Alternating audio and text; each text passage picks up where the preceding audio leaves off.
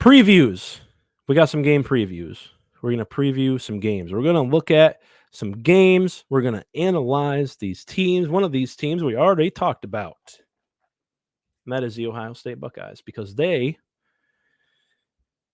really have a ramp up in schedule, by the way, don't they? Play Michigan State. Now you play Iowa.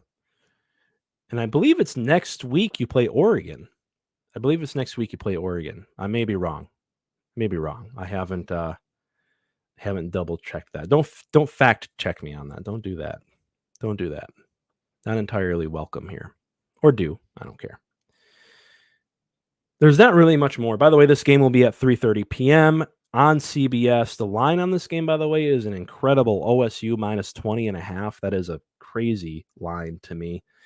But Iowa isn't necessarily playing the best football they could be.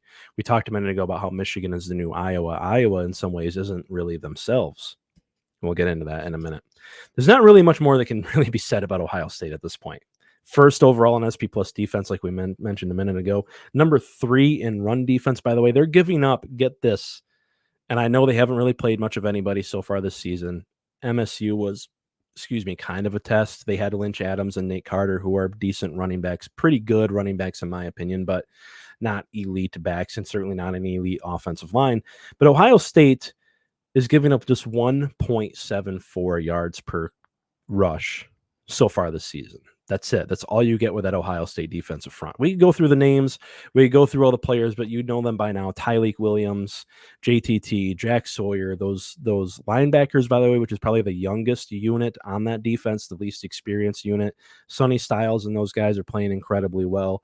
The thing that stands out to me most about Ohio State's defense and Ohio State in general is that this is no longer a finesse team. And that may be hard, especially for some Michigan fans out there to hear. In previous years, especially offensively, is interesting. We were talking with JR the other night, who hosts obviously the Big Ten or the Ohio State channel, excuse me. We were talking to him. He had called into the Michigan Call-In show, and I mentioned how in previous years, if Ryan Day called a wide receiver screen or something of the like against Michigan, I would literally react to it in real time and be like, oh, thank you for the free down, because it was a little more finesse. And the wide receivers especially couldn't block out on the edge very well at all. So far this season, I see a team that is completely changed in those regards.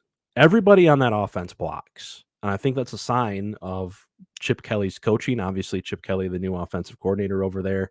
And also the cornerbacks, by the way. I don't know what they've done defensively over there as far as coaching, but the cornerbacks, especially Igbenogson and Denzel Burke and those guys, are tackling in space much better than they had in previous years. Great defenses, sometimes it just comes down to having great tacklers. You don't get the extra yards, you don't get as many of the explosive plays, and therefore you fall behind against a team like Ohio State. And again, there's just not much more to say. Will Howard's playing incredibly effectively. He's right up there in the top 3 or 4, I believe, if I remember right, in quarterback pass efficiency rating. Now, again, haven't played anybody. The whole mantra, it's the same for Ohio State this season as it was for Michigan last season, but we grade on a curve here at Big Ten Live and at my other channel, Darren Talks Ball.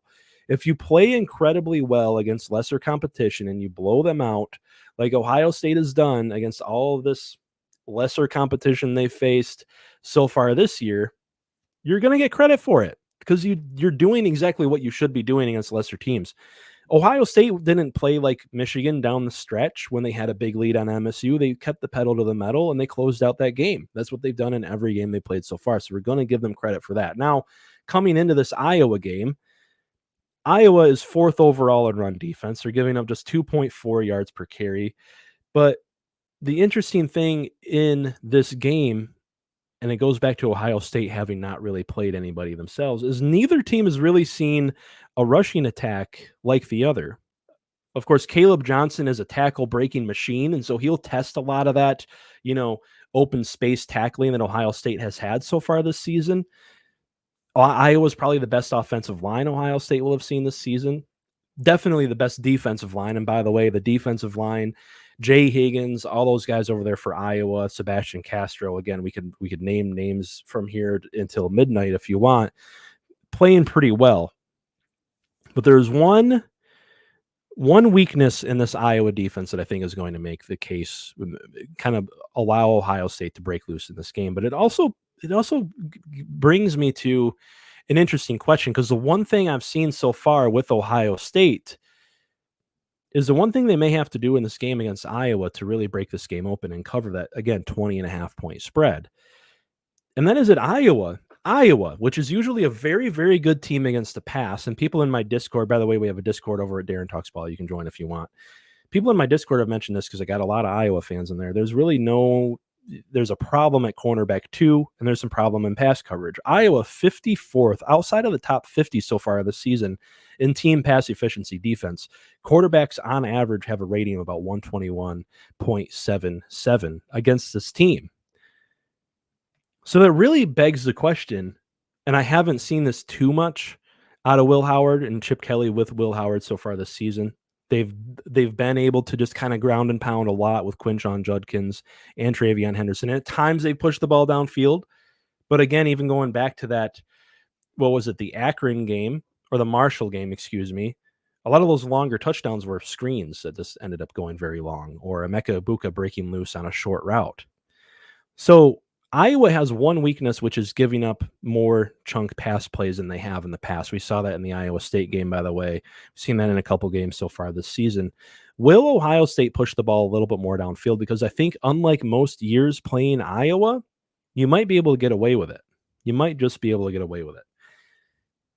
This is just a preview. I'm not going to do a prediction here. You'd have to go over to Darren Talks Ball to get all that quality content. Look at that sales pitch there. But I do think that it'll be a very, very tough test for Iowa. Iowa's offense, obviously, completely one-dimensional.